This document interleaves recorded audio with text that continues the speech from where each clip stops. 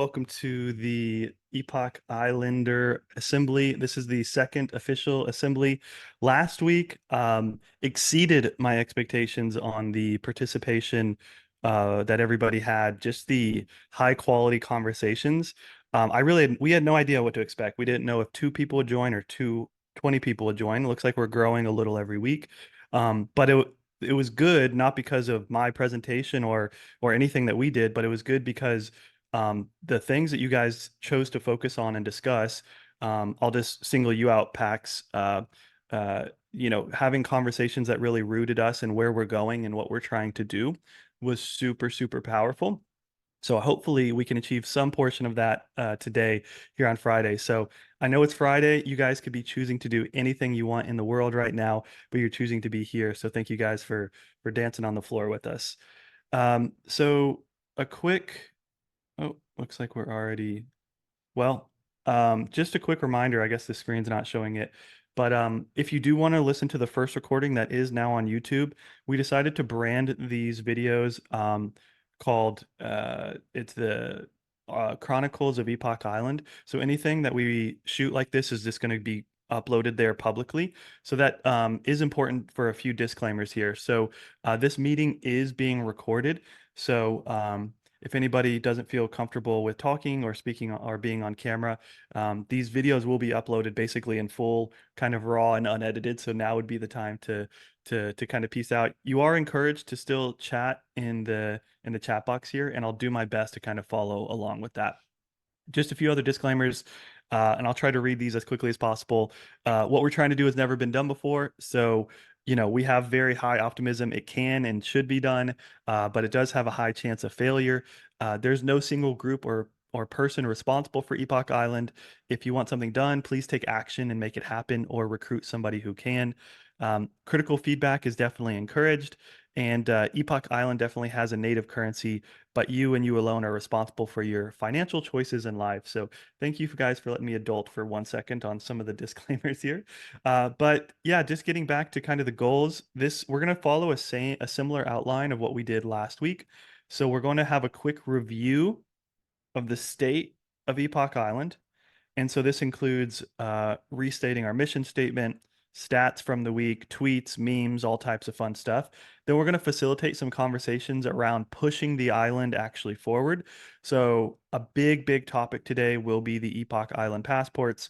And we're going to have a fun little thought exercise. I'm going to ask for a few volunteers um, for this jobs to be done framework. For those of you that are in product or just in startups in general, you're probably familiar with the jobs to be done framework. So we're going to be having a fun little, yeah, just thought exercise with that. And then the last but not least, if we get some time at the end, I'm going to hang out on camera as long as my wife and newborn son will allow me to do, and just hang out with you guys. I have a question of the day that I would love to hear from you guys. Put this in the back of your brain, but I'd love to ask you guys the question, if you could repeat 1 year of your life with what you know now, what year would it be? I'd love to just hear that. It's a fun way to hear somebody's kind of backstory, but that will be at the very end. So without further ado, we're going to jump into reviewing the state of Epoch Island and our recent activity. My last note before I give this huge preamble: we want this to be a very free-flowing conversation. This means if you have something to say, raise your hand, put it in the chat. I don't want this to be a one-way conversation. We want this to be ping pong as much as we can.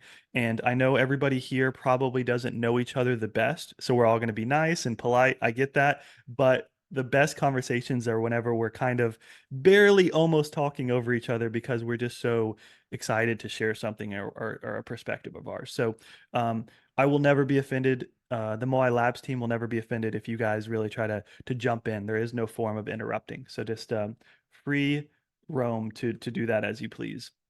So starting with the most important thing that we're going to keep doing every week, let's just start with our mission. So currently Epoch Island is basically a decentralized collection of builders, investors, and creators across the world. Hopefully everybody on this call can probably associate themselves with one of those three categories. But in the future, we aim to create the world's first network state by the year 2030. I'll take a slight pause here and share kind of one thought I had this week. And again, I keep shouting you out, Pax. because a lot of things you said last meeting really resonated with me and were deep kind of on my brain. But one thing I want to state is I think that this can be our public goal and mission. This could be our public mission statement, if you will. But for us to actually build something of real value in the world, I think we need to start working on a better internal mission statement and guiding force. So creating a network state, that's a cool thing to do, but what does it actually mean? What are we actually improving in the world? What's actually changing? What's the value we're creating? None of that is present in this current mission statement. So just as something for you guys to think about and something that we'll probably talk about over the coming weeks, what is our internal mission statement that actually makes us wake up every day and want to work on this and join these meetings and talk about this? So just a side note that I had there throughout the week that was very heavy on my mind. So these stats were done last night. They might be different as of now, but we now have over 30 nominated Epoch elders, off-chain and on-chain. We have 138 V Epoch holders. That's up about 10 or so in the last week. The market cap at the time of documenting this 3.1, which gives us about 310 treasury value that we can use to allocate as needed as the Islanders. And then always putting it front and center. Currently, our revenue is $0 for the week and the year right now.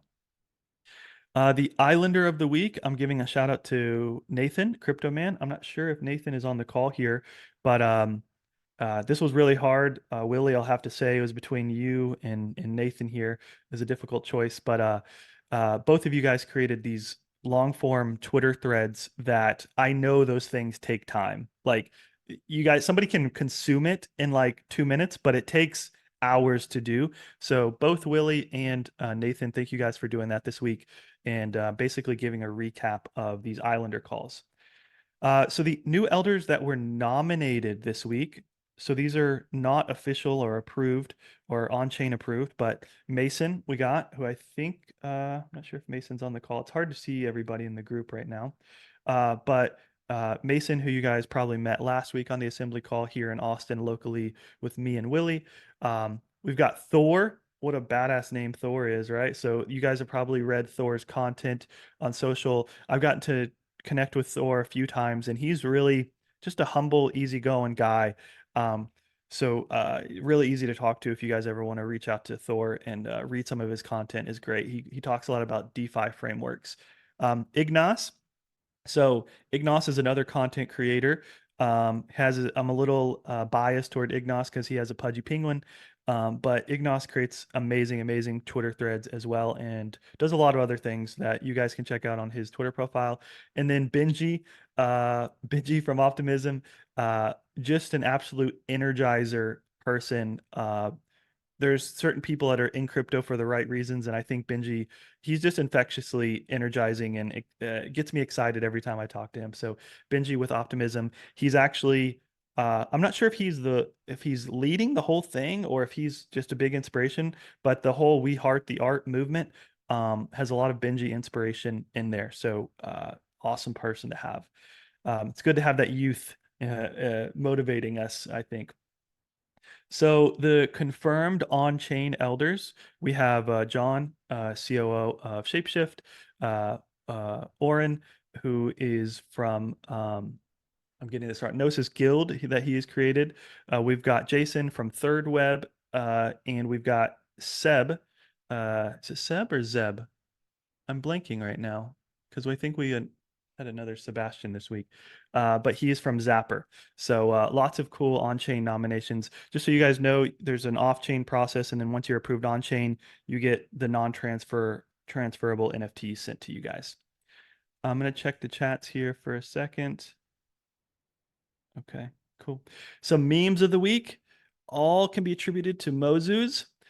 We've got Epoch Island Legal Defense Fund protecting devs and builders. Obviously, this is not something that we currently offer with Epoch Island, but I think it's something that we should definitely set in motion and make some proposals for. I'm excited about.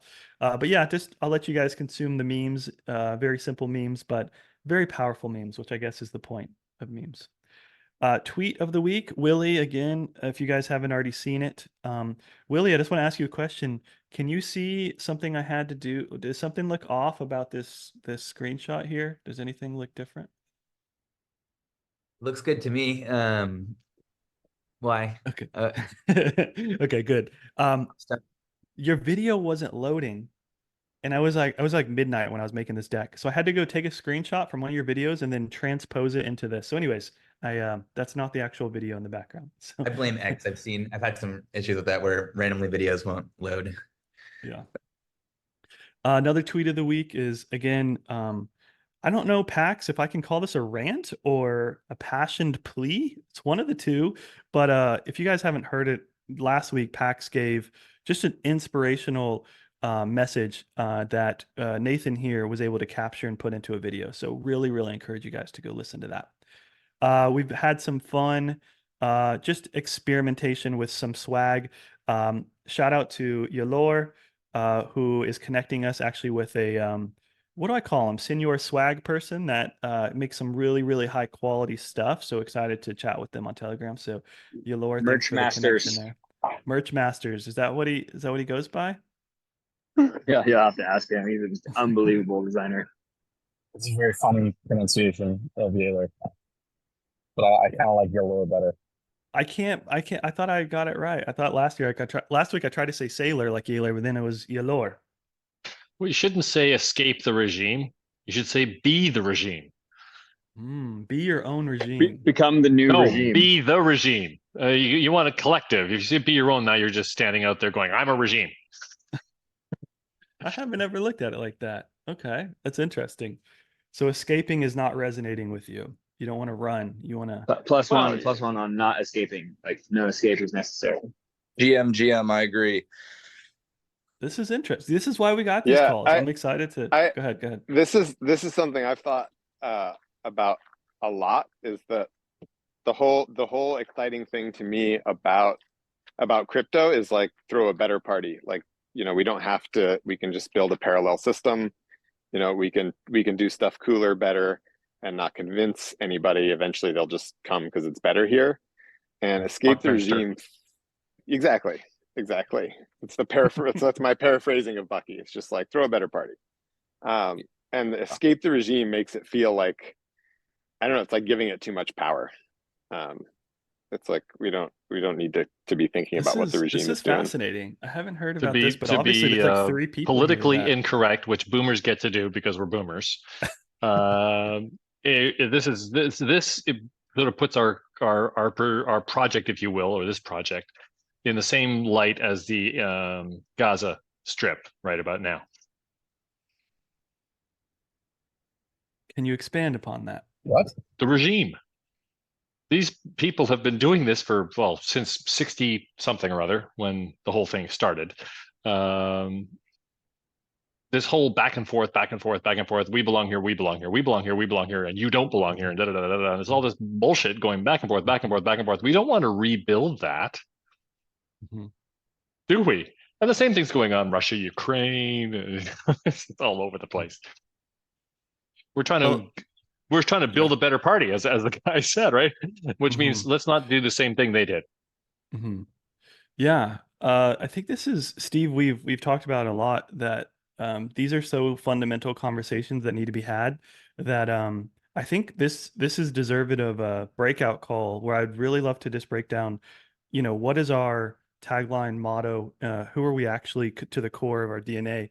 And it's interesting. I haven't heard any perspective that you guys are sharing here. So this is super fascinating. Let's have a breakout call about this because it's so interesting how it's perceived. To me, I feel like people are motivated by both negativity and positivity. So escaping pain or motivated by aspiring to something positive. And I think both are very powerful motivators. But if this has different connotations for different people, we should evaluate that. So let's have a breakout call with this. Steve, if you can add that to maybe next week's agenda, will do. and it would be really interesting. So another just update from this week. We teased it last week, but it's live this week. You guys can actually go to epochisland.io. on the app and go to the analytics, there's a drop down here, and this will show you now basically most of the stats you probably care about.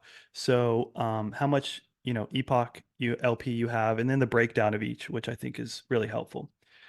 Okay, and then we're starting a new segment here on the assembly, which I think is really fun. So although we are obviously focused on building Epoch Island, we and Yalor, this really was inspired from our conversation about being basically the directory and the source that all network states can kind of collaborate and build together.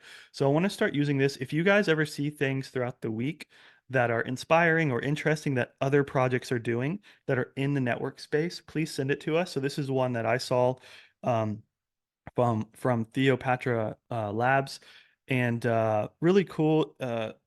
Members actually own the land. It buys forever. And I don't know about, I'll just say this is not a promotion of Theopatra Labs. I haven't looked into it that much, but more so I was interested with the product that they're building. I thought this was really interesting.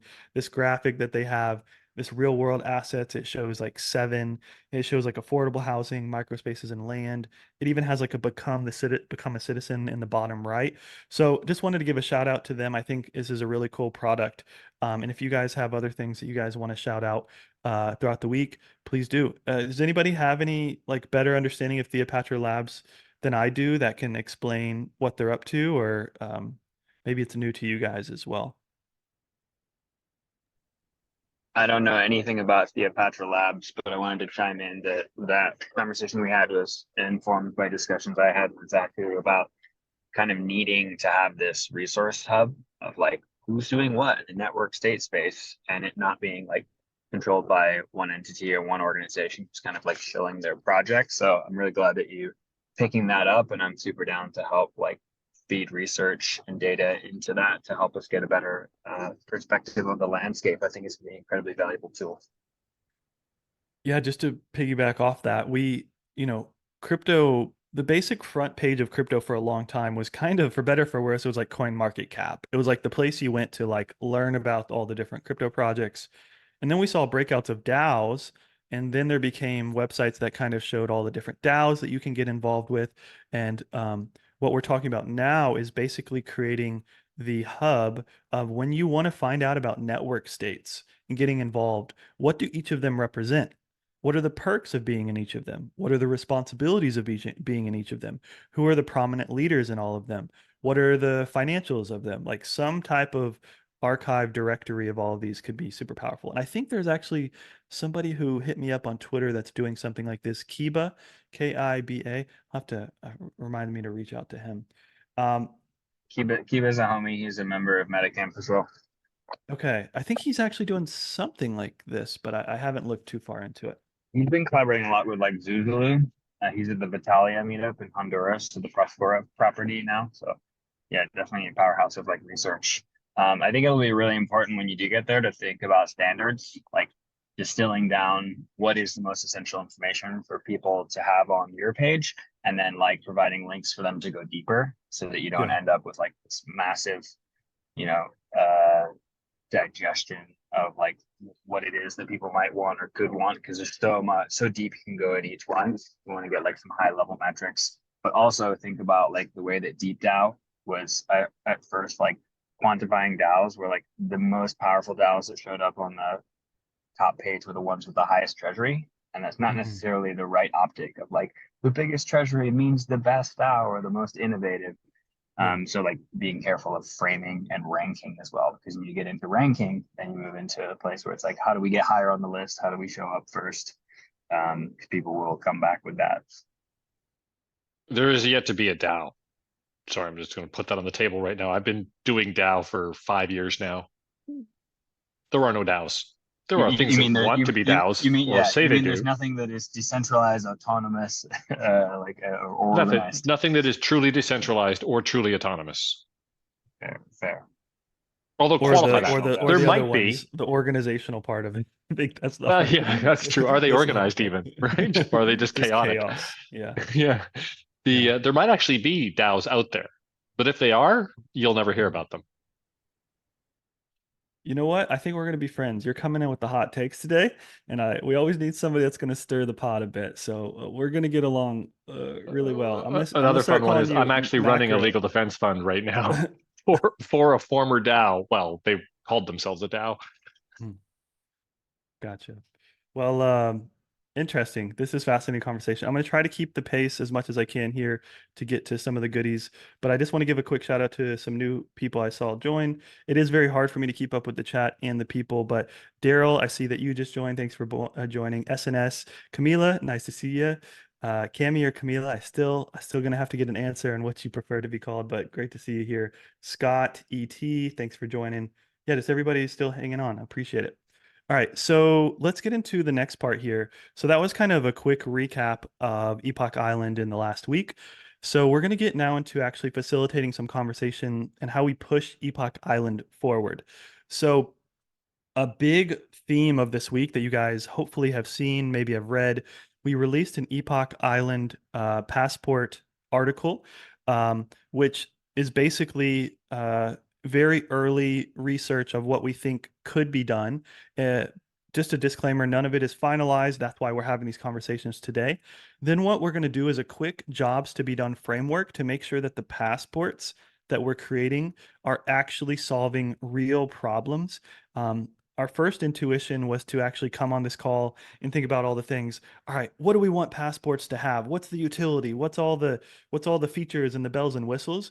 But we're actually going to take a very important step back and figuring out what is the true pain point and the job that they are solving for us in the real world. So that's going to be a fun conversation. And then we will open it up to other Islander topics. So just as a quick recap here, the passports, we're going to have a thought exercise. I'm going to need 2 to 4 volunteers, which is going to be a little fun breakout. We have some technical questions and then Islander questions. And then now would also be the time if there are important topics and conversations outside of the passports that you would like to push up in the conversation, this is the time to start formulating those in as concisely as you can in the Zoom chats here that I'm trying to follow as well. All right, so for those of you that read the article, basically the passports, this could be a potential landing page of Epoch Island. Right now, when you go to Epoch Island, it's more sharing the vision of what could become. It's a very ambiguous website if you don't know what network states are. But if we actually want to onboard people, most people in the world want to say, what's in this for me? What do I actually get out of this? And so you'll see right here some reserving of this passport is a way to productize what it is we do, how we do it, and what's in it for people. So we've identified these 5 categories so far: access, influence, ownership, swag, and yield as just some examples. But really anything that we talk about, we can really add to the value of these passports. So if I were to summarize passports in 3 simple sentences, Epoch Island passports introduce a reoccurring revenue stream to help and grow and scale the potential network state. 80% of the ETH used to purchase passports is used to buy Epoch and provide citizen-owned liquidity. We'll get into that in a bit. And then the passports provide many benefits to citizens and can be voided to redeem underlying assets from the Epoch Island vault. So I know I went through that quickly, but the last statement here about voiding is actually a way if you want to renounce your citizenship of Epoch Island, instead of just being, left out to dry. The goal here was to actually allow people to always feel like they have some ownership, true ownership in this growing network state, so that if we don't treat people right, if we don't continuously provide value, then they will exit and our resources will go down as well. So this provides, instead of a one-way agreement between the country and the citizen, this provides a two-way agreement between the citizens and the countries, so that that the citizen at the end of the day still has the leverage and agency over their finances in the island. Can you So imagine if the US government paid people to give up their passports based on their percentage ownership of the country? Everyone would leave because they get rich overnight. Yeah, I think the goal here is if people got paid relative to the value that they added, let's just use America as an example. That would incentivize people to help build America. If we're trying to pay people for just sitting around and doing nothing, which I think America has done that in some other ways, then yeah, I think everybody would run as to the hills. But it is an interesting um, paradox, if you will, where you want to provide people reasons to stay and build it, but you don't want to provide too much value that they just kind of run away. So you want to have continuous utility that people have for many years to come. So the reserving of passports, this is an example of what it could look like. So you would come in here, you would name your passport. This is a really big, what we think is going to be drive a lot of curiosity, just like you name your ENS or you have a domain name. Uh, once you take the name Satoshi or once you take the name Patrick or take the name Willie, it's gone and you're the only person that can ever have that. You can reserve because we're not going to ever do. Okay, I can't speak for everybody because I really can't see us doing a KYC kind of route. And actually having a one person, one passport system, which is a really good debate. We should have that debate. A person can in this model reserve multiple passports if they wish, because we can't really stop them from doing that. And then they can choose the amount of years that they would like to basically reserve their passport. Right now, we're playing around with a framework between 1 to 10 years, maybe longer. But the basic idea is the more passports you reserve and the longer, the more kind of ETH that you will have to pay. Um, so, Can I make an observation? sure, go for it. The passport concept, just conceptually standing back and looking at it, what you're doing here isn't really a passport. What you're doing here is more of a, I mean, let's not say this because Genst will be all over you, but it's more of a buy some share, a share of the country, if you will, or the nation. But in this case, what you could probably get away with is calling it a plot, if you will. You're buying a condo in the nation, and you can sell it back to the nation later if you wish. But while you own it, or lease it in this case, which is not unusual, UK has leasehold as a way of buying land. You could literally treat it that way and then say, okay, well, yes, I have a 3-year leasehold in Epoch Island. Yeah, I think if we can, how about let's go through kind of like an all-encompassing view of it and then start to make some uh, some takeaways and some critical thought from there, just to get like a full encompassing view of it first. It's really hard for me not to jump into that conversation because I feel like we could talk about that for 2 hours. But there is going to be a time here for us at the end of this to really be very, very, very critical of the current structure of this. So right now, I'm just going to try to Sorry, recap it. I hope I didn't come across as critical. I was coming across more of a I hope I want it to. conceptual. If we're not critical, that's actually the purpose of this call is to be critical. So I want you to keep that, and I think what you just said is very valid as well. So just instead of don't say it, just I want to pause it and then make sure that we revisit it in a few slides from now. And I see a few hands up, so I know I'm giving mixed signals here on like I want everybody to jump in while I'm trying to kind of get through some of the meat here. So just the passport here is so you'll have a place to kind of manage your passport. This is the voiding system where if you did want to kind of exit and you feel like you're not being treated well, if you feel like the services or utility that you're being given, you do have the ability to kind of exit. The main North Star here is just to give people optionality and freedom in how and where they spend their livelihoods, essentially. The revenue that you'll see here, you guys might have seen a visual similar to this last week, but this is not a projection of revenue. This is more you get to decide what is the scale that Epoch Island can reach based on this model. So if you believe that we can only get 1,000 people to want passports and they're only willing to pay 0.25 ETH per year, then you can essentially believe that the annual recurring revenue of passports is about $500,000. So this is mainly not to tell you what to believe, but choose your own adventure on the scale of passports. Separately, I want to mention that passports are only one revenue stream of many potential sources. There's an article that's going to be coming out next week that actually runs through 9 other revenue streams that we can pursue. So there is a chance that maybe we get through this meeting today and we find very critical flaws in the passport system. We want to keep an open mind to that. And there could be a case where we walk away from today's meeting saying, you know what, passports might not be the best way forward. Let's really evaluate those other 9 revenue streams forward, and there might be a better way.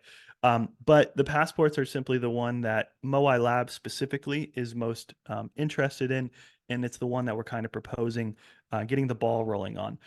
But it ultimately, just as a final reminder here, the Islanders are the ones who eventually, the V Epoch holders are the ones who approve what we're building, the direction of Epoch Island. Nothing that Moai Labs wants to do will be forced. Okay. So essentially, somebody can send ETH and receive the passport. That ETH goes over to Balancer and it gets locked as owned liquidity. So that the underlying passport actually has a backing of financial value here.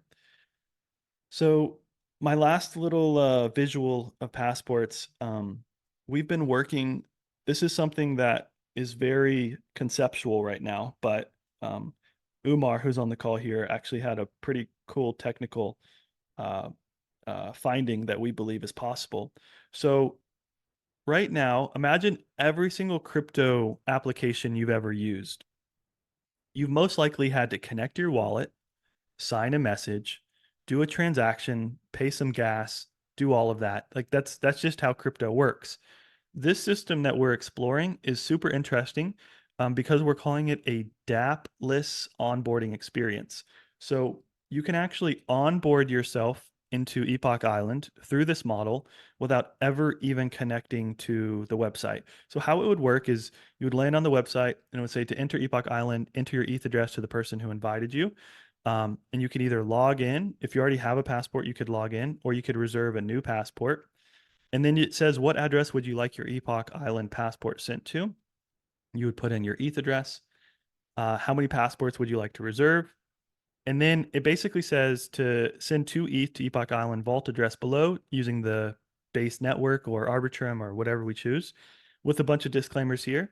And then as soon as the smart basically the smart contract receives your ETH, it sends you back a passport automatically and it just pops up in your wallet. So again, no wallet was actually connected here. And we think this is really interesting because this means you could be at Thanksgiving dinner with your brother and you say, hey, have you joined Epoch Island yet? And they say, no, how do I do that? And you just say, hey, send 0.1 ETH to this address and you'll automatically get an NFT in your wallet.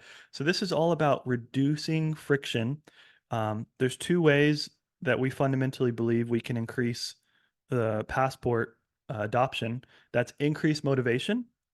You do that through utility, value, services, everything, or decrease the friction that it takes. And so decreasing friction could be maybe they don't think the smart contracts are secure, or that they don't have the ETH to do it, or the gas fees they don't want to pay. If we can do those 2 things, we feel like the passports have a pretty good shot at seeing some form of adoption. And then as soon as it notices it's in your wallet, it would get a front end message that you can now log in with that. So have a thought exercise that really interested in doing. I am not able to keep up with the chats. I wish I could, because it looks like there's a really good conversations going here.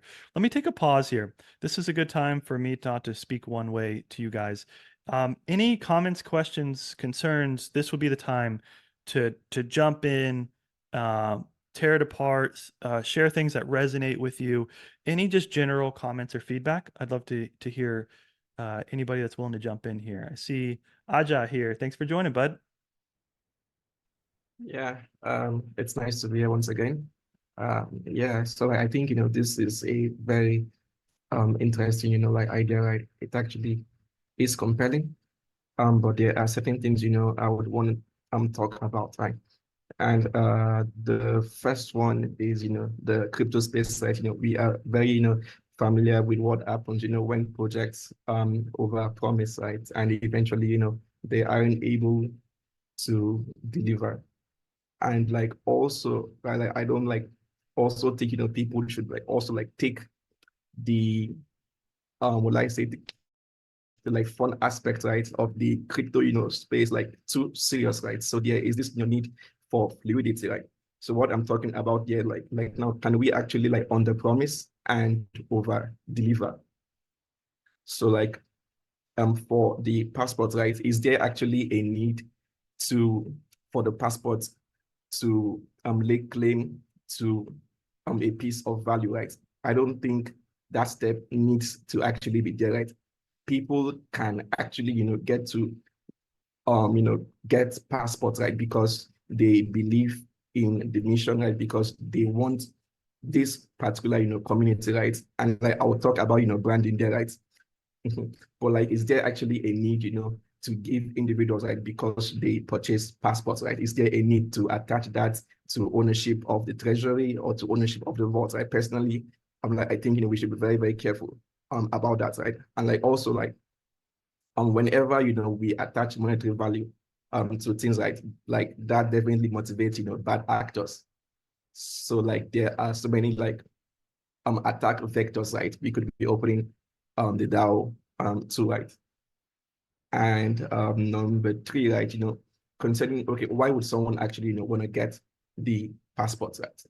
Because this is like a tribe of individuals, right, who have gotten clarity on like now on their mission, on their vision, and so on and so forth, right? So like if we have been able to really go deep down, right, as we're talking about researching pain points and all of that, right? If we have been able to like actually do that, well, I'm a brand strategist, right? So like that's actually why I'm talking in that direction, right? But like I feel that like just solely based on the value of the brand, right, without the treasury aspects, right, people are able to subscribe even yearly, even for 5 years and so on, right? Because if we are extremely clear, right, on who Epoch Labs is for, on where we want to go, on our values, and on those, right, like it would enable us to actually go deep, to actually declutter, for us to like actually build a tribe, for us to like have laser focus, and like every single person like actually has Thank you.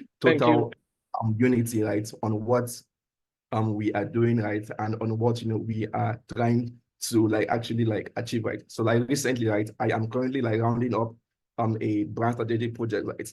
So like if you give an individual, right, forms to fill, right, at the initial steps, right, it is mostly shallow information, right, you will get, right? But like after going deep and deeper, right, you will then start getting really unique information that is really able to make a differentiated brand, right? So like I feel simply based on brand value, people are actually able to get passports. And lastly would be like, I think we can actually have so many individuals, right, who instead of spotting ends domains, right, they would be willing to like go with .epoch domains and like .epoch passports, right? So like, I feel that's very viable. Yeah, over to you guys. Aja, thanks so much for that. I resonated with a few parts there, and I think um, one of them that you started with is expectations are everything.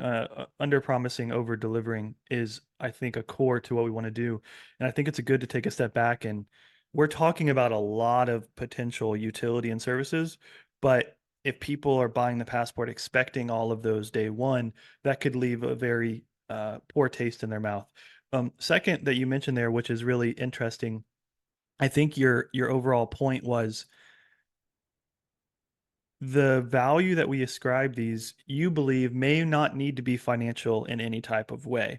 So on these like 5 categories here, access, influence, ownership, swag, and yield, it seems that you believe that removing potential ownership and yield from it could still allow us to have like it could be better in the long run, I think, and that people might still be willing to join. So that's a really interesting take. Thank you for sharing that.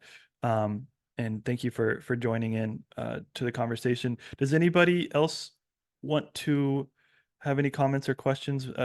We have a really interesting thought exercise that I think will help us clear through a lot of these conversations in more granularity. And but does anybody have any more just initial thoughts or conversations that they'd like to add now? I have just maybe checked waiting room. I believe that Pax is waiting. Just Yeah. Yeah, I don't see. I think Pax is still here. I see him. I'm here. Yeah, he's still here. okay. Well, good. Yeah, I don't see anybody in the waiting room right now. Okay, cool. All right. Would anybody else like to jump in with a comment or question before we get to the next section here? Are we like limited, or we are like targeting only ETH for now, or in regards to the utility also of the Epoch token, like for acquiring passport as such? So that's something that we all can agree on or vote on together on what we'd like to do. So the reason for ETH is right now, it's, from my technical understanding, it's the only way to do that DAP-less onboarding system. So you send ETH and it actually sends you one back.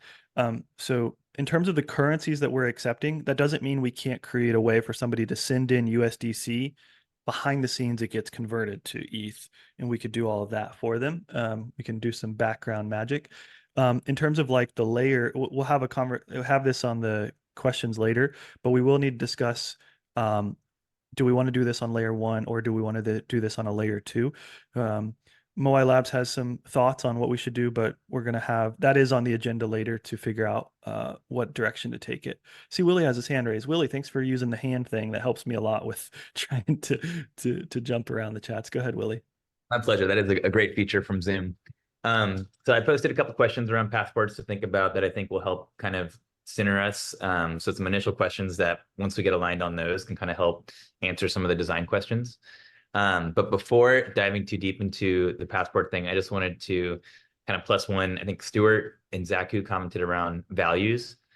Did we already like decide to have a breakout session on that? Yeah. We did not. Me and Pax were supposed to meet with this week to kind of figure that out, but no, that's still high priority for next week. Cool. Yeah, I wanted to plus one that. I think it's a good time. We have like a great mission statement. I also like that we're also doing a breakout session just to talk about the meme. I think that will be almost as valuable as the values. But I think, yeah, it's a good time to basically have a brainstorming session around what are the values of Epoch Island, of this community. And I think that will help inform a lot of these other questions that we have, including things like the meme, basically. So yeah, glad that we're just wanted to call that out and look forward to that breakout session. Just a quick note, Willie, and I want you to keep going here. Me and Steve talked about, like, last week, we're like, all right, we're gonna have 3 breakout meetings about X, Y, and Z, and then like the next week starts and we get so like hard to. So I think what we're gonna do, Willie, and maybe I'll get your feedback on this later, is put a bounty on somebody to host that breakout, so there's less pressure on myself and Steve. So like, if Willie, if you want to do it, or if Pax wants, if somebody wants to like just lead it, we'd be happy to pay, like, vote proposal to pay, or Moai Labs will just do it directly. I'll do it out of my pocket, I don't care. Like, somebody just host it and set the framework so that I really want this to be a distributed conversation. So yeah, Pax, it seems like something you're open to, so maybe we'll connect offline. Yeah, it's not a problem really. It's just that people, when thing like this is new, you kind of like don't want to step on people's toes until things get figured out. So I'll host the next week. That's not a problem. At all. The you guys is just not gave necessary. me some just goosebumps that I want everybody to feel ownership of where this goes. I have my own views and thoughts, sure, but at the end of the day, I just want to get the right answer, and base layer of Epoch Island is our values and our principles. So that is high priority, Pax. I'd love for you to raise to do that. And just from a group perspective, if your toes are not being stepped on regularly, you're not contributing as much as you could.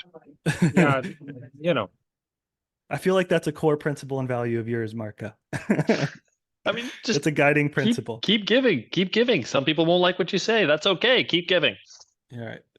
All right, I'll take that as a compliment to and accepting of my apology for the boomer comment from earlier.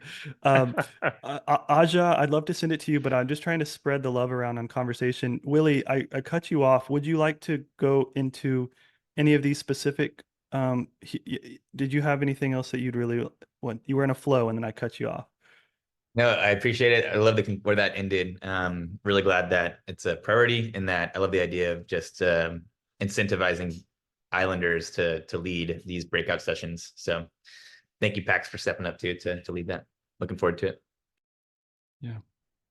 Awesome. And Ninchi, by the way, I've never seen your face. So nice to actually see you you're either in Puerto Rico or Cayman Islands. We'll have that debate later. Yeah, sure. Epoch Island. For those of you who don't know, Ninchi this week was actually approved to be the community moderator on the Discord, which is not an easy task to do. And Ninchi stepped in weeks ago, just started helping. So Ninchi, just shout out to you and everything that you've been doing the last few weeks. So Aja, I really feel bad about not, do you have like a quick comment or go ahead? Yeah, right. So like it's very nice, Pax will be like, taking leadership like of the values and brand strategy discussion, right? So like I can see that on the chat, right? There are like so many other individuals, right, who would be like very interested, right, to contribute to that. Mason, Brian, and myself. So like if that could be arranged, that would be super cool. Yeah, Aja, what I think would be great is if you have an idea for a breakout call, give it an H1 title to be like, this is a breakout call about blank. The goal is blank, and then here's the proposed date, and then we can just like give a quick green light, and then you're off to the races. And I myself will really, really try to make it. But even if I don't, I'm sure other Islanders would love to join as well. Pax, go ahead. Okay, so I was a bit absent from the call, but just very quickly, I'm not going to take a lot of time. Few things we can think about vis-a-vis passports and general participation is to use some of the existing tools that's really awesome. The first one is bonding curves, maybe for passport issuance, maybe something like used by Common Stack. That's very, very cool, very powerful stuff for sort of mediating scarcity, generating hype, generating value for the treasury. It's a very, very, very powerful mechanic, but it needs to be carefully considered as a tool. And the second one, which is really awesome, is praise. Praise rules. Like I've seen DAOs use praise, and they just make me feel nice. And it's a good way to distribute tokens that feels very nice, natural, and free. It's part technological, part cultural, and 100% awesome. So this is like an endorsement for praise. I can talk about it more. I guess Willie can even talk about it more because he's also been using it. So we can talk about it next time and on some other session. But let's just keep these tools in mind. That's it. Awesome. Willie, I was hoping to see your hand pop up whenever he was talking about the bonding curves, because I know you're also exploring some of that. Go ahead, Willie. I love bonding curves. I saw Zaku just commented too. I know Zaku's got some great experience with bonding curves. I'll try and keep it quick. Big +1 to praise. Definitely think we should look into implementing that. It's also free, so the price is right. I was thinking about these bonding curves too, Pax, and I think one of the great things about bonding curves is that it kind of aligns with the ability to be able to exit your passport and then get some liquidity back. And there's always that guaranteed liquidity. But another interesting thing about the bonding curves that I'm not sure if we necessarily want is just that as every citizen comes in, the price gets more expensive, basically. And I guess you can design the curve however you want, but it's important for the community to think about, like, is that something we want? Do we want it to get more expensive to become a citizen as each new citizen joins? But I think we might be on something. There is such a thing as a flat curve. Yeah, so we could have the curve. That's a great point. We could do the curve however we want. So maybe or you could go sigmoid, start cheap, ramp quick, plateau when you get to a number that's kind of reasonable, and then only add other criteria besides price to who gets them and who doesn't. Great points. So I guess scratch that. I was assuming number always go up, but you don't have to have a curve like that. We can create a W curve, Willie. I'm just kidding. Okay, I'm on board. Anyways, I think we might have kind of an opportunity to create even a new primitive here, because I think one of the things I got from the slides was that basically, like, as the value, as the GDP of Epoch Island increases, then the value of these passports increases, right? And if you're a citizen, you almost have like ownership in the domestic product of this network state, which is kind of cool, right? Like, so someone brought up the point earlier, you know, if people could sell their passports for dollars, you know, wouldn't that be weird? And it would be weird. There's nothing like that, but wouldn't it also be cool to have like ownership and upside if your country is more successful? So anyways, this current model that we're looking at, where basically you buy a passport with ETH, and then some of that ETH goes into the liquidity pool, and it's basically like protocol own liquidity. In many ways, that's similar to a bonding curve, right? Because there's still that guaranteed liquidity there, so that once you buy in, it's in the liquidity pool, and if you exit, you pull liquidity out, right? But it also has this other interesting dynamic where the Epoch token basically can be traded, right? And it can also have separate tokenomics, basically, and an upside. Its value can be correlated to the value of Epoch Island. So there's already, like, I kind of like this new model where there's a lot of similarities to a bonding curve, but instead of just having a curve that, like, right now we try to figure out, oh, what's the right curve based on like just the number of passports. Just the number of passports isn't necessarily like the only KPI for Epoch Island. Maybe it is, but there's also, I think it's kind of interesting just to have this ability basically for the liquidity not just to be in a curve, and the price to be based on just the curve, but instead the price to be based on like the performance of Epoch, but still have that guaranteed liquidity. So I don't know of anything out there quite like this, but it's cool, and just wanted to kind of riff on that. I'm building a token economic environment where the utility token is going to retain 50% of the paid value, regardless of what happens to the token on the open market. And it basically has a price floor and a price ceiling that moves over time. What you're calling a bonding curve, I just called it a price management curve, but you know, whatever, you call it anything you like. Where there's a fork basically, and a market pricing trades in between it, because there will always be a buyer of last resort at the floor and a seller of last resort at the ceiling, which is the island in this case. I love that. It sounds very similar to I guess an opportunity that we have here. So like, pretty exciting. Right. And then everybody who owns literally effectively has shares in the growth of this organization, because as the treasury value grows, so does the price. I really like that, and I look forward to the breakout session on tokenomics, because obviously this is a big topic. But that's awesome. Yeah. I hope you'll be there too. And I think like bonding curves are freaking awesome, and maybe that's where we go. But I think we also might have the opportunity to like even further evolve bonding curves. And what you're talking about, Marco, seems like an awesome evolution. I think that could work for Epoch Island. I am loving these conversations. I feel like I found my tribe here that I could nerd out about. Like, Willie, the fact that I know you love bonding. I can tell it in your voice. So I found my tribe here of people that like to talk about this.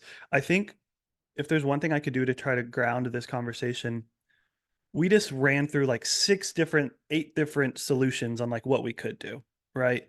And they're all really interesting. And I think we should explore all of them. What I think it kind of also points to, though, is the solutions that we choose are going to be hard to decide until and unless we have the guiding force and function of Epoch Island. Meaning, the bonding curve, like you just said, if you have like the price go up, obviously that means you're wanting an island that is less and less, it's harder and harder to get into the island over time.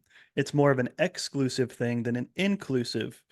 You're making a foundational belief in Epoch Island should be in an exclusive country versus like a small price for a lot of people to get in. So I think these breakout calls are all interconnected in a way where once we get the foundational of what do we want the end game of Epoch Island to be and represent, it'll make these technical and economic decisions easier. So I'm interested in having both of these, and they can be done coinciding as well. So I have no idea what time it is. It feels like 5 minutes, but actually already an hour has gone by. So I'd like to try one question. By the way, Marco, I could be wrong here. I think, did you have something to say? I don't know if you're muting when you're unmuting, wanting to unmute, and vice versa. I was just saying I've seen this slide now come up a dozen times. I'm wondering, are we? Because I got cut off when the got expired, the 40 minutes expired. So I'm not sure whether you've dealt with this or not. Have you dealt with this yet? We haven't started this, so this is good timing. Oh, excellent. Okay, so jobs to be done, and simple as I can say it. When we're about to talk about passports, the fun thing to do is think about all of the things we want it to be, all the utility we want to give it, all of the value. But that is actually a pretty poor way to think about when you're creating a product. This framework, instead of thinking of it as a product as a series of features and solutions, it gets to the root of it by saying when you buy a product in NFT, when you buy a crypto token, ERC20, when you buy shoes, when you buy a house, when you buy anything, you are essentially hiring that product to do a job for you. So just like a company hires a marketing manager, all right, marketing manager, your job is to grow our social media channels.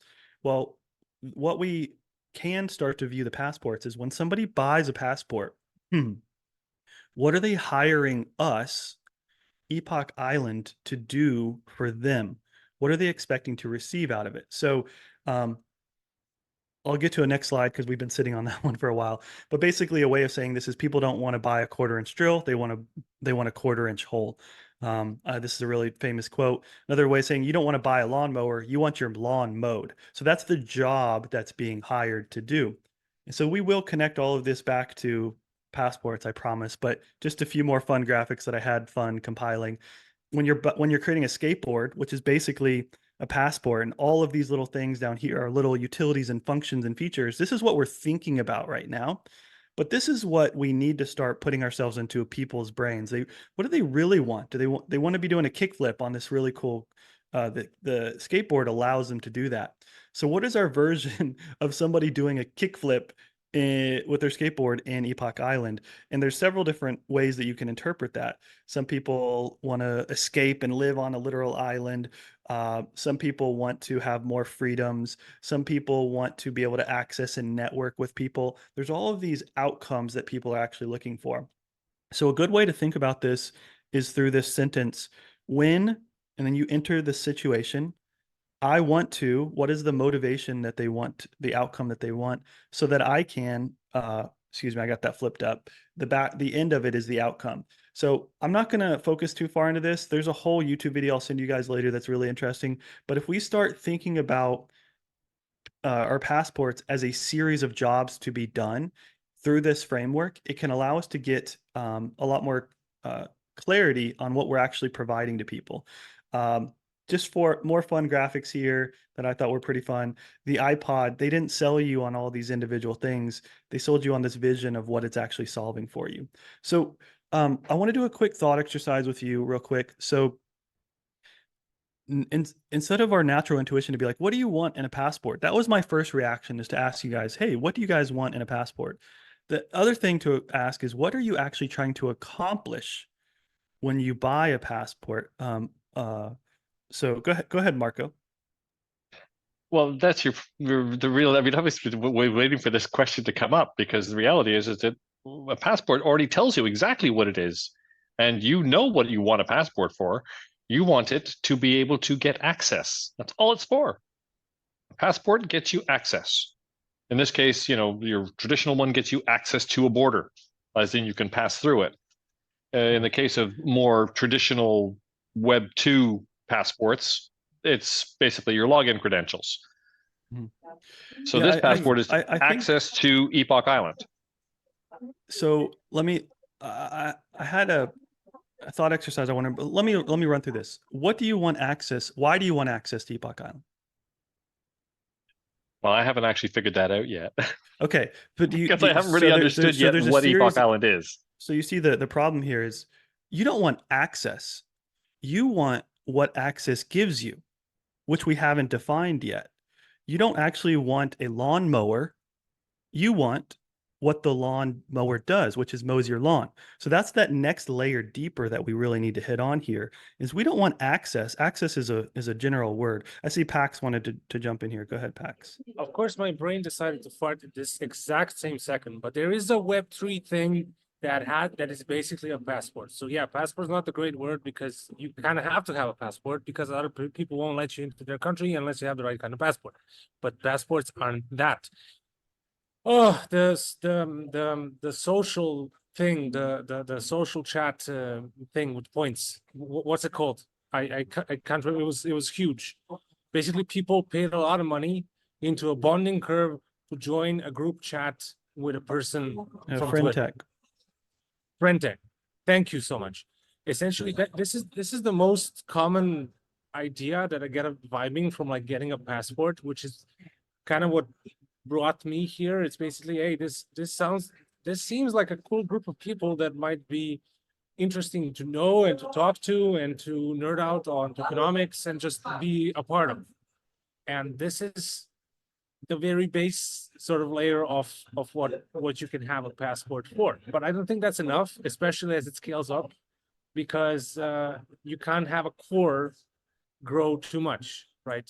So the only things that we have to diverse the idea of the passport from the Epoch Island passport itself, because passports are, you know, they have a couple of properties that are like they're issued by an authority, they're non-transferable, they only do one thing realistically, prove two things, prove your identity and allow you access to a country. What our passports are from our discussions is a little bit more. So essentially, they let you participate in a greater system, which shares some kind of values that you want and also creates some kind of benefits for you. And since this is crypto, it's probably going to start being some kind of monetary benefit. And then we kind of have to work our way around it because people, without a lack of basic sort of social cohesion, always kind of fall back onto financial incentives. You know, when you have a bunch of strangers, they are doing financial rational economic behavior, or at least their kind of thing. They're doing that in crypto because they don't know each other. You know, as Marco, as you said it yourself, we don't know what this is yet. I didn't know anybody in this group until now. Everybody seems like a nice person, but who knows how this will play out. So to end my rant, it's like basically we have to go beyond this idea of a passport because people are like, oh, cool, it's a passport because it's a country. But how do I get paid? Right? And what do I get out of it? And being sort of smart about it is understanding who the initial buyers are and how do we turn these initial buyers into initial citizens? Because again, for me, passport holders and citizens might not actually be the same thing because the group of citizens might need to grow a little bit faster or have different requirements. And I don't want this, at least I believe this shouldn't just be sort of like a plutocracy where basically you have to pay a bunch of money to be a part of this system. But so far, so enough for this what I wanted to say. Thank you. Thank you. I mean, you're so right. The thing we're missing here is it's great to have a passport, but a passport to what, right? Because that's what we care about. It's the to what. Yeah. So Marco, I think I'd like to evaluate this conversation as that's step one. That this conversation is hope to help us get clarity on that. So this, instead of going into solution, and Zaku, I see your hand. I'll shoot it to you in a second. Instead of going into the to what and assuming the solution that we need to better understand the actual underlying internal why of what the people are trying to accomplish so that we can create a better product for them. So Zaku, go ahead. Thanks you for being patient. By the way, Zaku, I just learned this week that you and I didn't even know you were connected and co-founded with Yalor. So that was a mind bender when I learned that. Good to see you. Yeah, you too. And I'm definitely going to start calling him Yalor now. I've always called him Yaler, but Yalor is. So he only corrected me. I got it. I wanted to respond that I think that I sort of have a different take, that I feel like if the primary sort of job to be done is anything financial, that Epoch Island won't work at all, because there's a million different and better financial opportunities in crypto. And it'll just be another sort of thing that people chase and then number go down or whatever. I don't think that's the initial cohesive thing. And I guess I just want to underline what a lot of other people have said is that, the brand, for lack of a better word, or the values are sort of like, this is what Epoch Island is the primary value. And I wrote this in the chat, but like for a long time, no matter what, the primary value of the passport, like there's not going to be a lot of concrete benefits, right? It's going to be like signaling, like, check it out, I'm part of this thing. I want to show other people that I'm into network states. I want to talk about these ideas. I want to find the tribe. And so it just makes it even more important that basically the passport is access to conversations like this, and it doesn't need to scale at first. And we can geek out sometime on networks and how they work. Have a lot of experience in that, and a cohesive core is the most important thing if you want a network that can scale. So I just think about it in terms of like, go slow to go fast. Yeah. And that values conversation is everything. I love it. So plus Kind of 3 to what you just said. Pax said it in a different way last week of like, there's always a better way to put money in a pile, and somebody can always do better than that. So I think it's so awesome that you guys are already jumping ahead to what I think is kind of the overarching point here. So there's 3 main things that somebody has a job to be done, like categories, and like most everything you can think of at all that you buy in life will probably fall under these 3 categories. And so that's why I wanted to think of it. So there's functional. What do I want to do? So this could be a functional job to be done as a co-working space. I want to have a place that I can go work, and it's functionally does that for me. Social is why we're all here right now. It gives me an interactive social ability with others. That's the job that's serving for me. So Facebook might do that, or Twitter, or whatever. These are the reasons that you want to be connected with humans. And then emotional, how it makes you feel. So it can make you feel excited, or you could be feeling understood is another emotion that we could feel. Back to the social one, another social example is, like you just said before, I think a lot of people, for better or for worse, might be attracted to passports from a social status perspective of like, I think that's why CryptoPunks are kind of popular. It's not necessarily the art, but it is a status that they are signaling socially, which gives them high emotion and for better or for worse. So I think what we're all trying to say here is we're trying to figure out what are yes, people, no matter what we do, people will probably pursue these for financial reasons. And that can be a guiding force of doing this, but it can't be the only, and it probably shouldn't be the primary one if we want to sustain ourselves over the long term. So what I wanted to to close all of my personal thoughts here is, I think what I've noticed in a few comments here is that I think this passport has a connotation right now that might be tripping us up a bit on what they could be versus what they're perceived as in the real world. So passports right now, yes, they give you access to a country. But in my view, I'm just sharing my own personal thoughts. I view Epoch Island passports as almost like a Prime membership. So Amazon is the company, and then this Prime gives you, they have shipping, streaming, shopping, reading, and more. Those are the jobs to be done. Shipping, the job to be done is I want to get it here fast. Streaming, the job to be done is I want to feel entertained. Shopping, I want to have a gift that gives me something. Reading, the job to be done is I want to learn so that I can become more educated. So you can actually categorize these in all of them in different ways. And so what I'm excited to do with you guys over the next weeks and months is figuring out what if we can start with just one of these. We probably should just start with one of these and get really, really good at it. What is the primary job to be done? And what I love about Amazon, if you can go read Jeff Bezos' letters to the shareholders, is amazing. He has 3 things that he has been true for the last 20 years of Amazon. He says people will always want fast delivery. people will always want cheaper prices, and people will always want more options. And so in everything they do, they're not chasing a trend. They're not moving with the market going up and down. Those are the foundational things that are always true to Amazon. So I think what we're about to be on a journey over the next weeks and months are what are the foundational things that are true for people in crypto and maybe even one day outside of it that they want. And I think we all understand and need to at least acknowledge people will always want to make more money. Again, we're not saying that that has to be the North Star, but that will be, people will always want to make more money. I think that's a solid statement that will be true in 20 years from now. I think the second one, and these are not in any particular order, people will always want to feel more connected. I want to feel connected to humans. And I think that Epoch Island, a feeling of connection to, like for me, I don't know about sure about you guys, but just having, you know, Patrick and Zaku and Will, like you guys are all founders and builders. I love to be connected with entrepreneurs. It's just my type of people. So there's another one of feeling there's connection, but then there's also the educational, like I'm learning from you guys on this call right now. And imagine if you had to have a passport to actually get in on these conversations into this.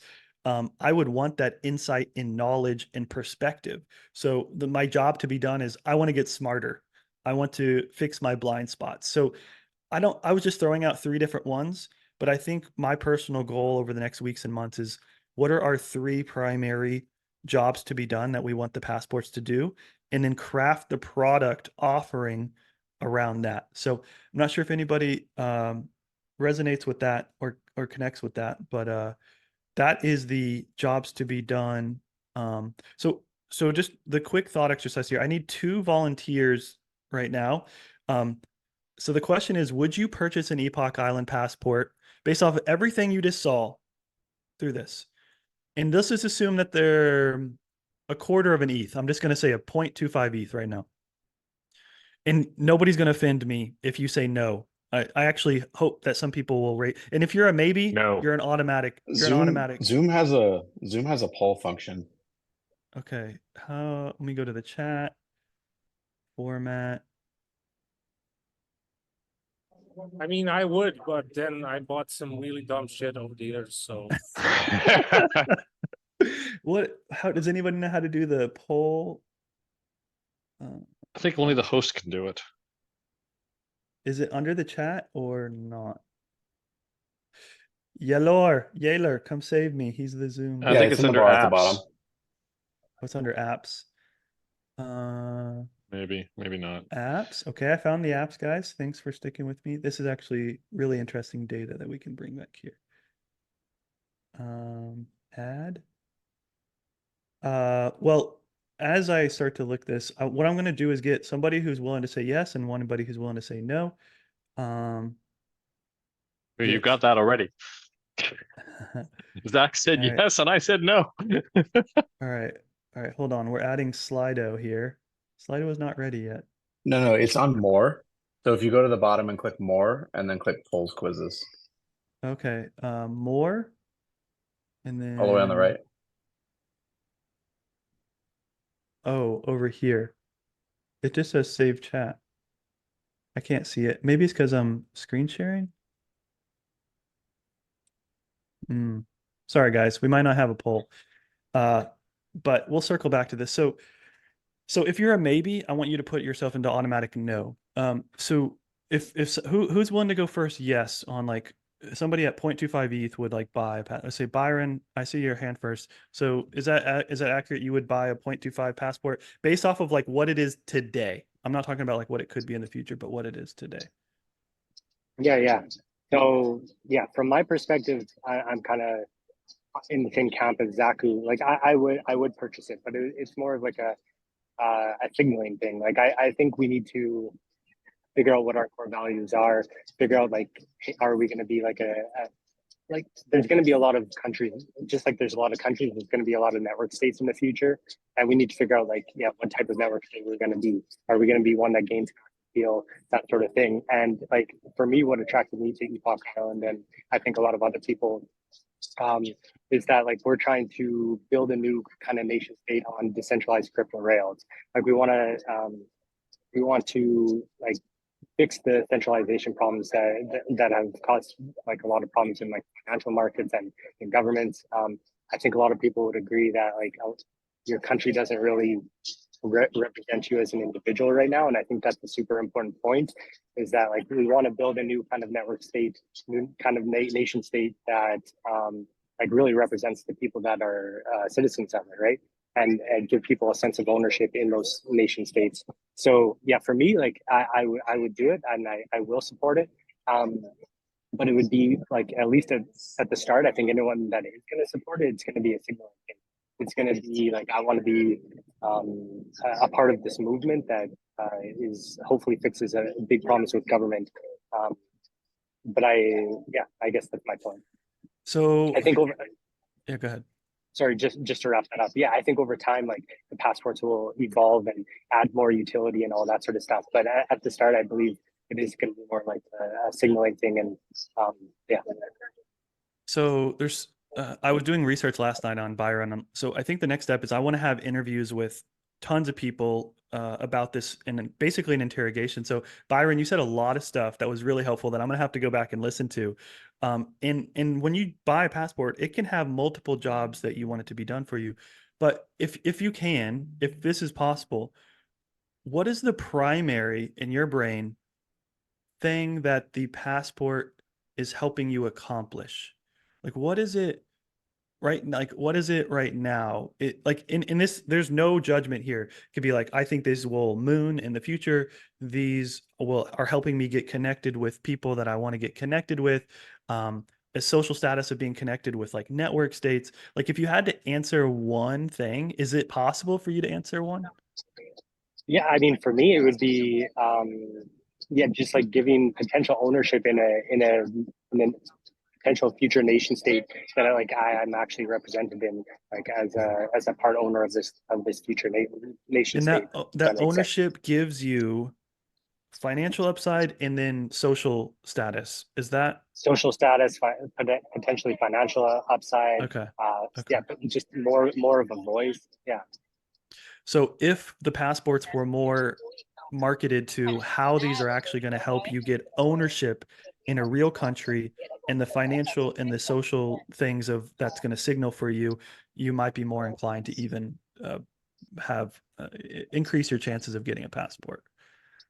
At least for me, yes, I would say. Okay, Byron, thanks for jumping in. I'd love to get somebody that's wants to say no here. Is anybody Marco, I already know you're willing to. Is anybody else wanting to jump in with a no for me?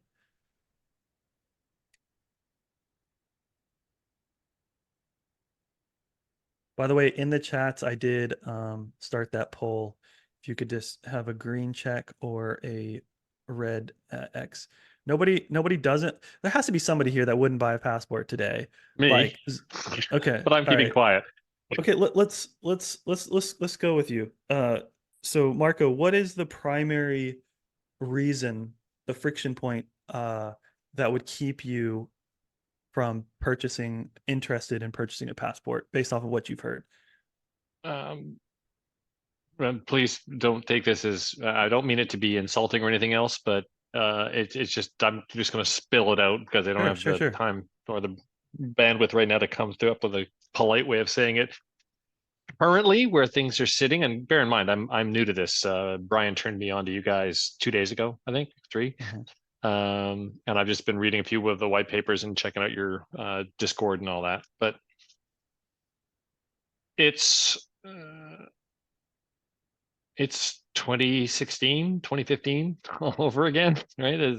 There's a lot of great buzzwords, and there's fundamental ideas and ideals in this idea, but nothing has been brought down to I can see a path, and a group of people willing to usher that path into being. I don't see that yet, and I've been doing startups since the mid 80s. And I had a full-time job once and that lasted 4 years and then I got out. But it's always been Stardust for me. And the number of ideas that you come across in the world, and maybe everyone here has seen it, right? I mean, Zach was saying, you know, I've made some pretty bad buys. There's a lot of great stories out there, but the story isn't enough, right? There has to be the people who are actually going to make it happen. And So if I I'm look gonna, for places where I can jump in and help make it happen. Mhm. So But I Marco, don't throw money at it first. If I'm going to recap, the chances that you feel like it will succeed, there's two main takeaways ahead. You feel that it's very theoretical right now and not concrete enough of like a true A, like we have a Z and we're at A and you don't see the B, C, D, E, F, G kind of like pathway to getting there. So Yeah. there's two main takeaways. It's the chances of success to you are so low and you're not sure of how it's going to get there are the main factors of making you not want to buy a passport. Yeah. Okay, cool. Right? That's really helpful for me. If the network state was better defined as to how you saw it becoming actual, having a statehood of some nature. I don't know. I don't mean, you know, UN recognition. I mean, more from an organizational, how would this thing hang together with the people who are going to be involved in it? If I had that picture in my head, this would make a lot more sense. That's really helpful. And by the way, an article I'm working on is called The Mid Game. So everybody likes to talk about the end game of where we're going. So I'm actually working on an article right now called The Mid Game, which is outlining, all right, we're at 1, we're going to go to Z. What are those middle letters potentially look like? So I'm interested to get your feedback if that helps or not. So thank you for that. I see those a lot of other people, Josh, Stuart, Jason, Moses would not purchase a passport right now. I'd love to have one more no and one more yes if you guys are willing to do so. Would anybody like to take a yes or a no, share their reason? I'll take the no. Okay, go ahead, Josh. Good to see you. So yeah, good to see you too. So Wait, was that Jason or yes, Josh? Oh, that is Josh. Okay. that's me. Yeah, I'm Josh. So it's kind of a yes, which is actually a no. So good. I would buy it 100% for speculative reasons and just hoping that you guys ship something. Sure. But that's kind of actually a no because it doesn't do the things. And maybe it's because I was at the State Department, but like using the word passport has a very specific meaning to me. Yeah. And all of the things that you've described are the opposite of what a passport is.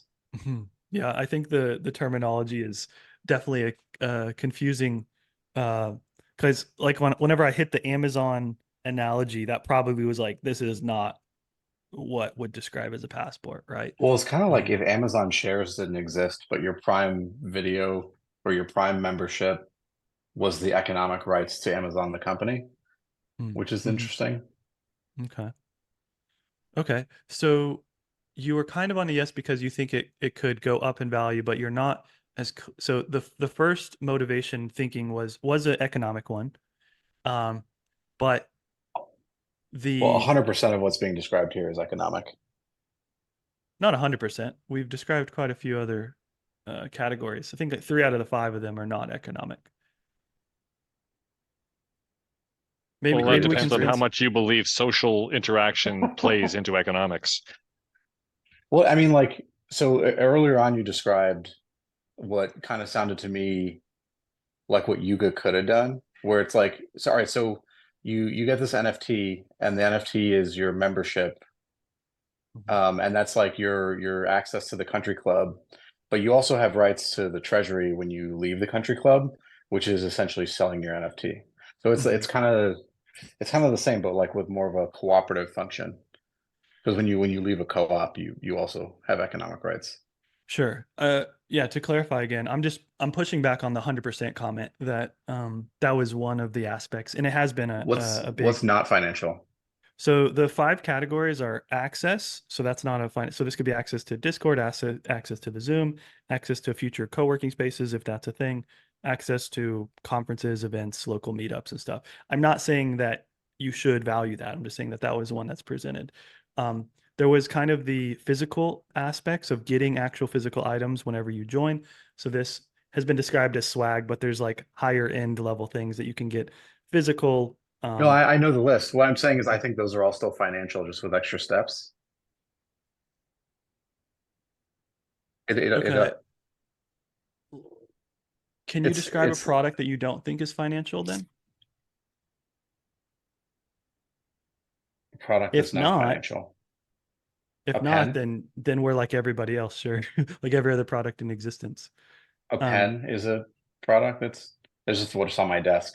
but if we give Um, somebody a pen through Epoch Island and it's Epoch branded, is that financial? no. Okay. So that's what I'm saying. That is under the general categories that we've Okay, laid so out as a giving potential. away relatively not rare swag. Because once you make something rare and you commodify it, then you're playing in the economic games of hype. It's like how do you a pen just has value because I can write with it. But a Epoch pen has value because there's only 50 of them made and I got a special whatever and I could sell it for more than I bought it for, which is financial. What I'm saying is underline there needs to be something more than like I'm buying this now because I can exit later at a higher price. Or I can go to a conference without having to pay for the conference myself. Or you know what I mean? Where it's like if it's tethered to land, like an island, like the second word of the thing, where you've got like rights in a territory that's trying to test the experiment of sovereignty, like that would be exciting to me. Maybe a good exercise would be for us to all sort of think about what it means to be a member of an existing state. Individually, what does it mean to you to be American, or in my case, Canadian, or whatever? Well, I don't want to beat that old drum. Already talked about it a little bit, and even in my Twitter thread that you might have seen, may have not. But basically, there's two things. The first part is what the state does to you because you are sort of forced to be born into a nation state, more or less. And then this nation state kind of lays claim to you and you're kind of just stuck there until you leave. So that part is like you are being forced to be a part of something, and that's not up for debate. And other states will not let you be a part of their state, and that's just the way it is. So we're not that. Automatically, we eliminate 50% of what being a citizen actually means. The other part is the participation in some kind of sphere of shared values, shared economic benefits, and co-habitual living within a group. And this is the part in which we can experiment on because, you know, we can't be like, we cannot be like a state, and I think we shouldn't be like a state in a traditional sense. So this is a very difficult question to answer because people get very worked up about being part of a nationality, not so much of a state. States are very intangible and they're very bureaucratic in people's minds. But people will kill other people over their nationality. Like, no problem. And I don't think anybody's willing to die for Epoch Island, at least not yet. So this is a very difficult thing that we will not be able to answer at this point. So right you missed now, one thing that states do for us. You're right about the we basically are stuck with the one we born into, although not Americans more so than most other countries. We missed the other one where the state defends us against all foreign threats, or at least somewhat. Yeah, but in the sense that we are not accessing that space because this is like a free cooperative. This is like the original Pennsylvania from like back when the U.S. was settled, and it was like this Quaker state that everybody just kind of left alone because they were cool. And I really like this idea. But you know, they just like a private member association under U.S. law definitions. Yeah, but like, I don't want to talk about this now. This is way too long, way too much, and I'm still researching it. But like, basically, the one group that I've seen that has built sort of like a state that is built on shared values, kind of like a network state, are the original U.S. settlers. They're the Quakers. Well, all of them, but the Quakers, especially this case, because they are very much were like open to participation by people who had like similar views. So I'm rambling at this point, but it's very difficult to create something that's intangible value, because intangible value that's not monetary depends on interpersonal, intersubjective realities. So even if you get a piece of swag, it's just a fucking pen, right? Nobody cares, except, or a tote bag. Except I have a tote bag from, the original DAPCon, and I very much love it because it means something to me. But it means something to me because of my lived-in shared experiences with the people that I've had. So this is a very tight rope to walk. Sorry, Aja, I'll finish. Just one more sentence. Zach, you're right. In fact, I'm surprised you haven't gotten to the point where you realize that monetary systems' only purpose for existing is to be able to price the intangible. Correct. Okay, I've spoken long enough. I can let somebody else take the floor. Aja, let's shoot it to you, and then we're gonna go to just a quick recap of we're gonna end the passports conversations as much as we can. Go ahead, Aja. Okay, thank you. Yeah. So, based on what I currently understand, Zach, as so many ideas, right? And is the point man, for the vision of Epoch Island, right? So throughout the meeting, right, I've heard you, talk about several data points that you would love to get, right. So I was thinking if I could work with you to fine tune some brand strategy surveys I normally use for clients, right. So fine tune those for Epoch Island, right, and to work with you on that. And once we have something, then you can then give to certain individuals, right, who you trust, right, and who you feel are very aligned with the vision of Epoch Island, right, to generate lots of data. And then from there we can then organize a breakout session where we get to discuss these things, and then to actually distill those information, right. So I don't know what you think about this, and I would also be signing out very soon also. Yeah, but it's been fun. Yeah. Awesome, Aja. Yeah, I think it sounds like my takeaway from that is you want to connect with me. I'd be happy to chat. I think thank McFly for joining. I appreciate it. I think Aja, my one request is to think of me just like everybody else, and nothing needs to kind of necessarily I know that I'm obviously up here and trying to coordinate this meeting with everybody else, but anybody, if there's something that you believe in Epoch Island, um, push for it, make it happen, push for the future that you want to see, and maybe it's me and you having it sounds like you have a really good thought exercise, mental map that we can do to figure things out. So I'd love to connect after the call as well. So just a quick rundown of for anybody who's interested, some of the technical things that we still have to figure out are we need to choose a chain for the passports if we want to keep going down this route. We could, just to let you guys know, we could in theory launch them on multiple chains, but there are some trade-offs of that. One in particular is if you have a name of Willie on one chain on base, how do you prevent somebody on another chain of calling it Willie? And there's going to be some chaos there. So we've been experimenting with on all the layer 2s, you can claim a passport, but you can't name it unless you go to mainnet or something like that, to where mainnet is the ultimate directory of EN. I don't know sure how ENS does it, to be honest. Maybe you can't use ENS on any layer 2, but that is something we need to figure out. I'll just give you guys an insight. Moai Lab specifically, we are feeling very interested in base right now for a few reasons that I'm happy to go into. Obviously, it's not the biggest chain by TVL, but has a lot of momentum from Coinbase we basically believe Coinbase is going to onboard the next billion users. They're going to direct them into the direction that they want.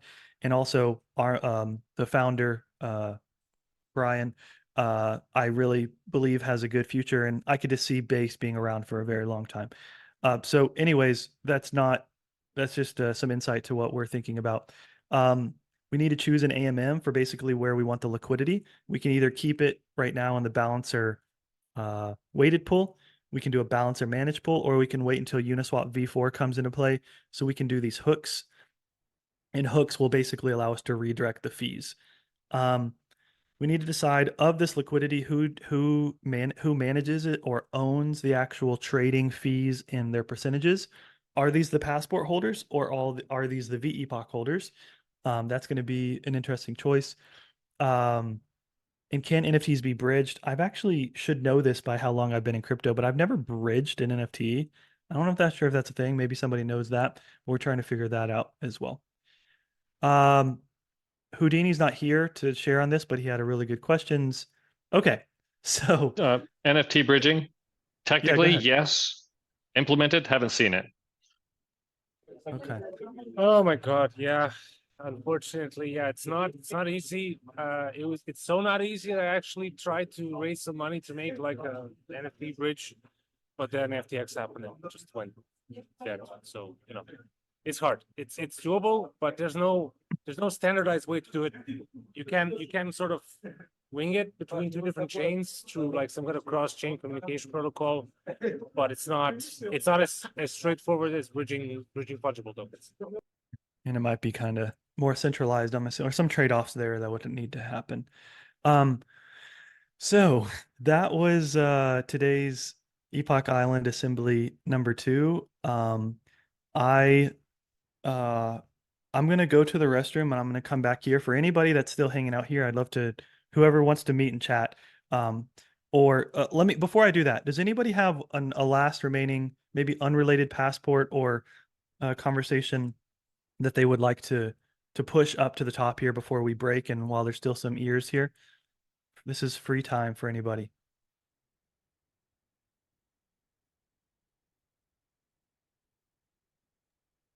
By the way, Willie, yeah, I saw that on Optimism. I think I saw that Jesse posted that if Optimism gets an upgrade, then Base does as well. That's pretty awesome. That's definitely a worthy benefit. And I was also thinking just about like all of the grant funding that Optimism is pumping into the ecosystem, which is huge. I think you all saw yesterday, like over $100 million went out to public goods projects, and that's just the third round. So yeah, I thought those were some pretty good arguments from Base. And if we can get those benefits, plus also some or all of the benefits that are currently offered to the Optimism ecosystem, so like all the development, but also just all the grant funding, then I think that makes it a pretty strong And argument. Brian's he's an LP now in Bology's network state fund, so that's another nice. Not that we have to count on that, but he's obviously interested in network states. Steve, tax benefits. We didn't really talk about these, but if we actually create a network state, the future thing could be potential tax benefits. That's very murky, and I don't want to get into the weeds of that. But what we didn't talk about today was somebody brought up like when you join a country, they defend you with their military.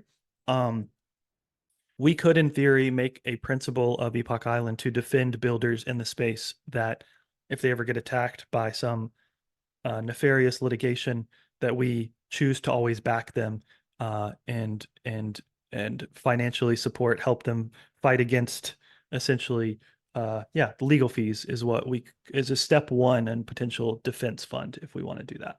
Yeah, if we could keep everyone autonomous, in other words, anonymous within the group, we could also give them Carlyle Group. What was the last word you said? What? The Carlyle Group, as I'm not in familiar with that. Private security. Okay. We could give them an army too, if necessary. There you go. Willie, I saw you came unmuted. Any last comments there? Yeah, I'll just throw out another crazy thing to think about, which is probably future down the road, but is like creating a whole network state super chain. So like Gitcoin just launched their public goods network. I think it's probably a little bit too early to do that because there's still a lot of friction to like just bridging over to a super chain. And then there's more cost now than hopefully there will be in the future for running your own super chain.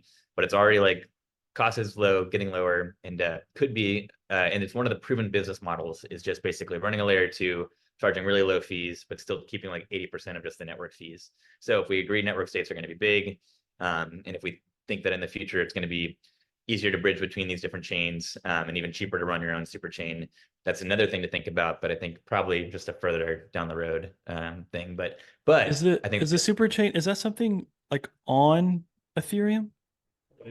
If we're talking about the same super chain, really, it's the idea that basically Optimism stack is interoperable between all Optimism chains. Okay. The idea is basically we run our own chain, which I am super bullish on, by the way. To have our own L2 is absolutely, something that needs to be considered. I know CoolDAO runs their own L2, and they seem to be managing it pretty well. The reason is a lot of government operations can be handled vis-a-vis Epoch on this chain. It actually kind of makes sense in my regard. But the idea is basically you're building on Optimism. You can become part of the super chain, and then eventually some benefits will come to you.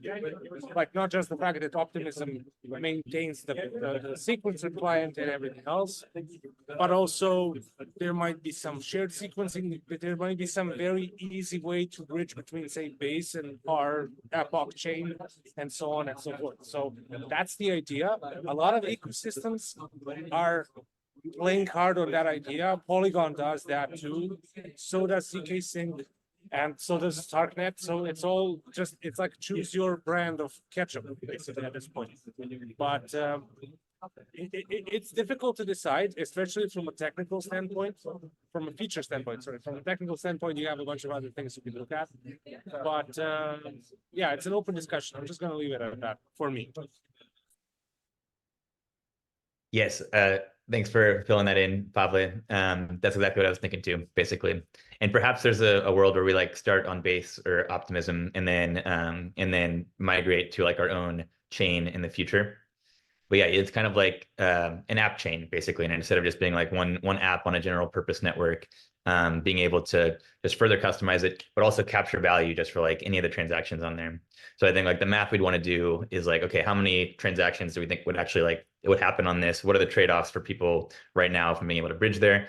But how many transactions would there be, and what would be the transaction fees that we think are reasonable there? And then what is the cost of like running one of these chains? And so Base, for example, Base is making like a lot of revenue, just charging like 5 cents per transaction. It only costs them 1 cent per transaction, and so they're pocketing like the 4 cents. So yeah, just something to consider basically. But I think it'd be a little bit too soon to like launch there. But I don't necessarily think it'd be too soon to start like talking about that. Maybe even have it be like part of the roadmap, or at least something that we're considering, and start discussing that.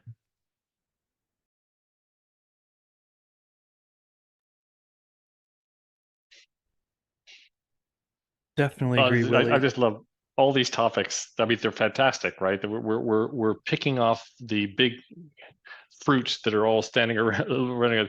Well, we really got to stop and say, what does our state look like? At least day one. What is our ideal state? Not ideal, because we know we're not going to get the ideal, but maybe what's our minimum viable state look like?